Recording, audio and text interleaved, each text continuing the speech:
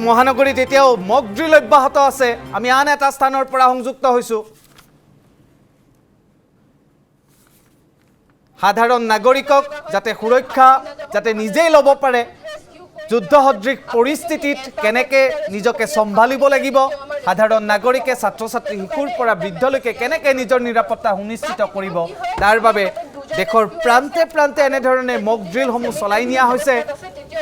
আৰু মহানগৰীৰ কেইবাটাও প্ৰান্তত আজি কেইবাখনো বিদ্যালয়ত মক ড্ৰিলসমূহ চলাই নিয়া হৈছে। আমি এই দৃশ্যসমূহ দেখুৱাইছোঁ।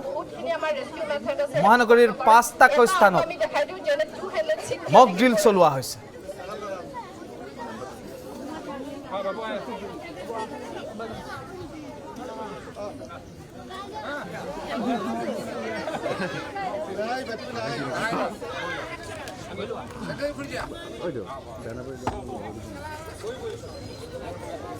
আমি যদি হিৰুলৰ সৈতে সংযুক্ত হৈ আছো। হিৰুল, আমি দৃশ্য সমান্তৰালভাৱে দেখুৱাই গৈছোঁ। এইবাৰ কোনখন বিদ্যালয়ত আপুনি উপস্থিত আছে?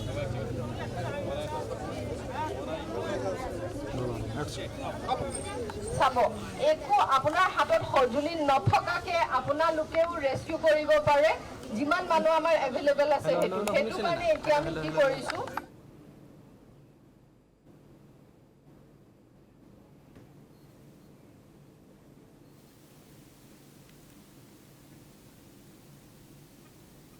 গুৱাহাটীৰ ৫টাকৈ স্থানত এনেধৰণে মক ড্ৰিলসমূহ চলোৱা হৈছে। কোনো সা সৰঞ্জাম নাথাকিলেও কেনেধৰণে নাগৰিকে নিজৰ সুৰক্ষা নিশ্চিত কৰিব, আনক কেনেধৰণে সুৰক্ষিত স্থানলৈ লৈ যাব, সকলোখিনি এনেধৰণে দেখুওৱা হৈছে যাতে ছাত্ৰ ছাত্ৰীসমূহ নিজকে সজাগ হ'ব পাৰে, অভিভাৱকসকল যাতে সজাগ হ'ব পাৰে, আপতকালীন পৰিস্থিতিত যাতে কোনো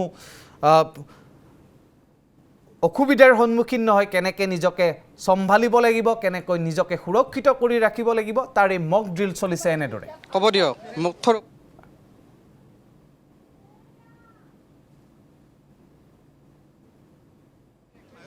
হিৰুল, যদি আপুনি শুনি আছে, ইতিমধ্যে আমি বিভিন্ন যিসমূহ বিদ্যালয়ত মক ড্ৰিলৰ কাৰ্যসূচী ৰূপায়ণ কৰা হৈছিলে সেয়া দৃশ্যাংশ দৰ্শকসকলক দেখুৱাই যাবলৈ চেষ্টা কৰিছোঁ। আৰু এই মুহূৰ্তত আমি পাণ্ডুৰ আদৰ্শ উচ্চ মাধ্যমিক বিদ্যালয়ত উপস্থিত আছোঁ। আৰু ইয়াতে চিভিল ডিফেন্স, লগতে জিলা প্ৰশাসন, দুৰ্যোগ প্ৰশমন বিভাগ, লগতে NSS গ্ৰুপৰ তৰফৰ পৰা এই মক ড্ৰিল কাৰ্যসূচী ৰূপায়ণ কৰা হৈছে। যিহেতু গৃহ মন্ত্ৰালয়ৰ ফালৰ পৰা যুদ্ধকালীন পৰিস্থিতিত কেনেধৰণে মোকাবিলা কৰিব পৰা যায়, যুদ্ধৰ যেতিয়া চাইৰেন বাজিব সেই সময়ত কেনেধৰণে সতৰ্কতামূলক ব্যৱস্থা গ্ৰহণ কৰিব পৰা যায়, সেইসমূহ সকলোকে সজাগ কৰা হৈছে। সেই দিশত সকলোকে সতৰ্ক থকাৰ বাবে এনেধৰণৰ কাৰ্যসূচী ৰূপায়ণ কৰা হৈছে।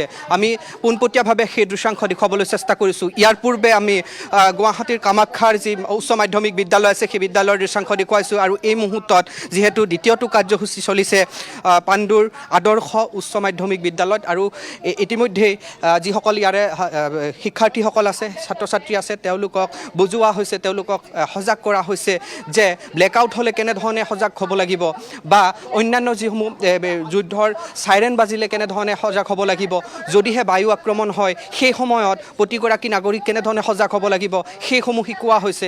এয়া পোনপটীয়াভাৱে আমি ND24ৰ দৰ্শকসকলক দেখুৱাবলৈ চেষ্টা কৰিছোঁ।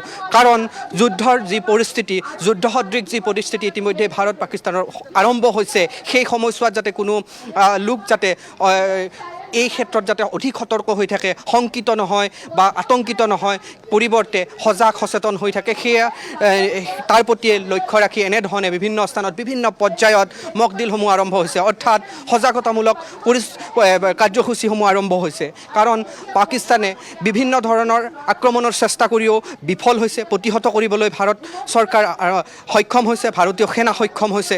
যি ধৰণে তেওঁলোকে যুদ্ধ সদৃশ পৰিৱেশ সৃষ্টি কৰিব খুজিছে, কিন্তু ভাৰত চৰকাৰে সম্পূৰ্ণ সজাগ হৈ আছে, সচেতন হৈ আছে, প্ৰতিগৰাকী নাগৰিকক তেনেধৰণে সজাগ কৰাৰ চেষ্টা কৰিছে।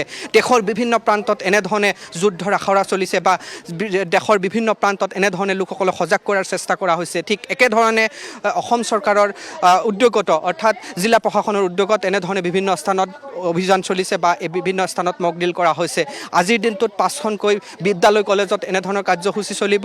আৰু দ্বিতীয়টো কাৰ্যসূচী, কাৰণ প্ৰথম পৰ্যায়ত বিভিন্ন বিদ্যালয়ত ইতিমধ্যেই কৰা হৈছে যিসমূহ স্থানত অধিক লোক সমবেত হয় বজাৰ বা বিভিন্ন অনুষ্ঠান প্ৰতিষ্ঠানৰ যিসমূহ কাৰ্যালয় সেইসমূহত তেনেধৰণে মক ড্ৰিল কৰা হ'ব যুদ্ধৰ সময়ত ল'বলগীয়া সজাগতামূলক ব্যৱস্থা তাত দেখুওৱা হ'ব ঠিক একেদৰে স্কুল কলেজ বা অন্যান্য ছাত্ৰ ছাত্ৰীসকল থকা শিক্ষা অনুষ্ঠান সেইসমূহতো এনেধৰণে ব্যৱস্থা গ্ৰহণ কৰা হ'ব আৰু আজিৰ দিনটোত গুৱাহাটীৰ মালিগাঁৱৰ 5টাকৈ স্থানত এনেধৰণে মক ড্ৰিল কৰা হৈছে আমি পোনপটীয়াভাৱে দৰ্শকসকলক দেখুৱাই যাবলৈ চেষ্টা কৰিম ব্লেকআউট মই ইতিমধ্যেই জনাইছোঁ ব্লেকআউট হ'লে কেনেধৰণে সজাগ হ'ব লাগিব প্ৰতিগৰাকী নাগৰিক লগতে বায়ু আক্ৰমণ হ'লে কেনেধৰণে সজাগ হ'ব লাগিব লগতে যুদ্ধৰ সময়ছোৱাত চাইৰেন বাজিলে অৰ্থাৎ যুদ্ধৰ যি বিপদ ঘণ্টা বাজিব বা বিপদ চাইৰেন বাজিব সেই সময়ছোৱাত কেনেধৰণে প্ৰতিগৰাকী নাগৰিক প্ৰতিগৰাকী লোকৰ কি ধৰণৰ দায়িত্ব থাকিব কি ধৰণে লোকসকল সজাগ সচেতন হ'ব পাৰিব সেইসমূহত কেনেধৰণে মোকাবিলা কৰিব পাৰিব সেইসমূহ দেখুওৱা হৈছে জিলা প্ৰশাসন চিভিল ডিফেন্স লগতে ডিজাষ্টাৰ মেনেজমেণ্ট অৰ্থাৎ দুৰ্যোগ প্ৰশমন বিভাগৰ উদ্যোগত এনেধৰণে কাৰ্যসূচী ৰূপায়ণ কৰা হৈছে আমি পোনপটীয়াভাৱে দেখুৱাবলৈ চেষ্টা কৰিছোঁ অগ্নি নিৰ্বাপনৰ ক্ষেত্ৰতো কেনেধৰণে ব্যৱস্থা গ্ৰহণ কৰিব পাৰে হঠাৎ যদি অগ্নিকাণ্ড সংঘটিত হয় নিৰ্বাপিত কেনেধৰণে কৰিব এগৰাকী সাধাৰণ নাগৰিকৰ কিখিনি দায়িত্ব থাকে বা কেনেধৰণৰ দায়িত্ব থাকে সেইসমূহ দেখুৱাই যাবলৈ চেষ্টা কৰিছে বা সেইসমূহ ছাত্ৰ ছাত্ৰীসকলক ইয়াৰ স্থানীয় পাণ্ডুৰ যিসকল স্থানীয় লোক আছে তেওঁলোকক বুজোৱাৰ চেষ্টা কৰিছে সকলোকে সজাগ কৰি ৰখাৰ চেষ্টা কৰিছে কাৰণ এইসমূহত এই সময়ছোৱাত সকলো সজাগ সচেতন হৈ থাকিব লাগিব শংকিত নহয় আতংকিত নহয় সকলো সতৰ্ক হৈ থাকিব লাগিব সেই দিশটোৱে বুজাবৰ বাবে সেই ক্ষেত্ৰতে সকলোকে অধিক সতৰ্ক কৰি ৰখাৰ ক্ষেত্ৰতে এনেধৰণৰ কাৰ্যসূচী প্ৰশাসনৰ তৰফৰ পৰা লোৱা হৈছে যিহেতু গৃহ মন্ত্ৰালয়ৰ স্পষ্ট নিৰ্দেশনা আছে প্ৰতিখন ৰাজ্যৰ মুখ্য সচিব লগতে প্ৰতিখন ৰাজ্যৰ জিলা প্ৰশাসনলৈ নিৰ্দেশনা প্ৰদান কৰিছে যে এনেধৰণৰ সজাগতামূলক বিভিন্ন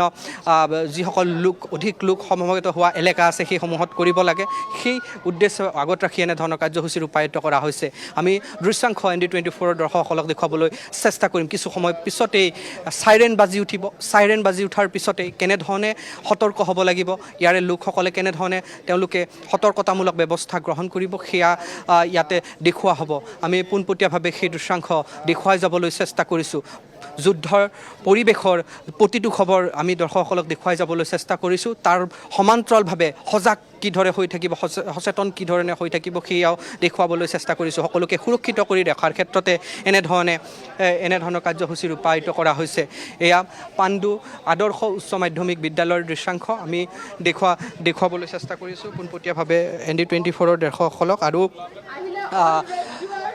যিসকল চিভিল ডিফেন্সৰ বিষয়া আছে তেওঁলোকে সকলোকে সজাগ কৰাৰ বাবে তেওঁলোকে বিভিন্ন ধৰণৰ